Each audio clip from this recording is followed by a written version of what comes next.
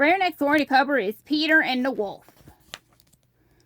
For up in the north of Russia, at the edge of a forest, a boy named Peter lives with his grandfather. Peter loves living near the forest. He also loved to hunt. In the winter, his grandfather would not let him go into the forest, though. Hungry wolves roam about in winter, Peter's grandfather told him when he caught Peter trying to sneak out. You are too young to be out in the forest alone. You must wait until you are old enough to hunt wolves.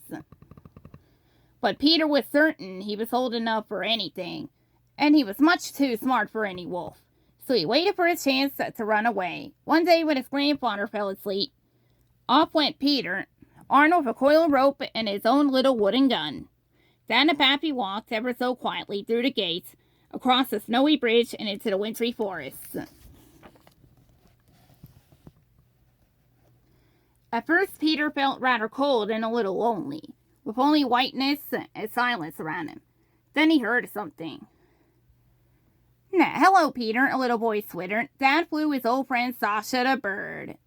I'm out to hunt a wolf, said Peter eagerly. Want to come along? Sasha did want to go with Peter. As soon they were on their way, suddenly he saw a great threatening shadow ahead. Could it be a wolf? As Peter and Sasha stood there shaking, the shadow moved closer. Much to their surprise, the shadow turned out to be their old friend, Sonia the duck. Hello, Sonia, said Peter with a grin. We're out to hunt a wolf. Oh, said Sonia. May I come along? Of course, said Peter. He and Sasha were glad to have Sonia join them. So she fell into line and they started walking again. Just then, a cat jumped out at Sasha.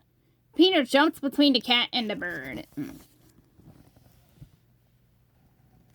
Peter was shocked. Why, Ivan, he scolded the cat. You're a bully. Ivan hung his head guiltily. If you can behave, then you may come along with us to hunt for a wolf, said Peter. Ivan agreed to leave Sasha alone and he hopped in the line behind him. Once again, the brave hunters marched on. As they walked, they suddenly heard the crunch of snowy footsteps behind them. The line of little hunters quickly turned around to find a wolf standing there.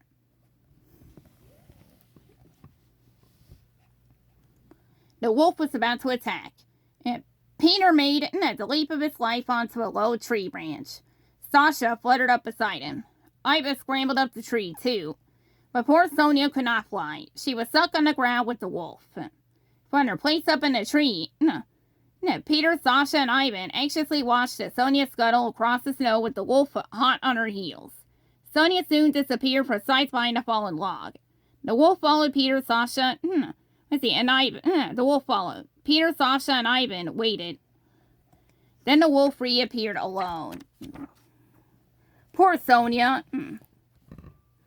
But there was little time for sadness as the angry wolf was circling below them.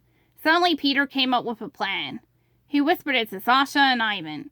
First, Sasha swooped down from his perch and flew in the wolf's face until the wolf was frantic. Meanwhile, Ivan quietly crept up behind him. He slipped the loop of Peter's rope over the wolf's tail. The wolf snarled with rage. Ivan crawled back up to the branch. He and Peter both tugged on the rope with all their might. They had caught the wolf. Peter and Ivan held the rope from their tree branch. The wolf snarled and snapped as he swung by his tail in midair.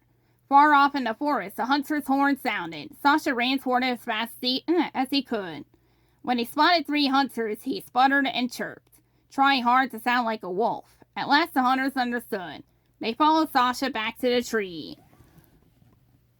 By the time the hunters arrived, the wolf had been tied to the tree with the rope, and Peter and Ivan were swinging on top of it, swinging happily. Just then, who should appear from behind the log? It was Sonia. She was safe and sound, though still a little wobbly on her feet.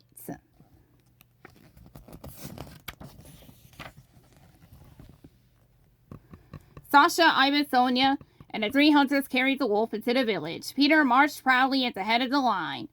What a happy parade they made. Peter thought even his grandfather had to be impressed they had captured a wolf.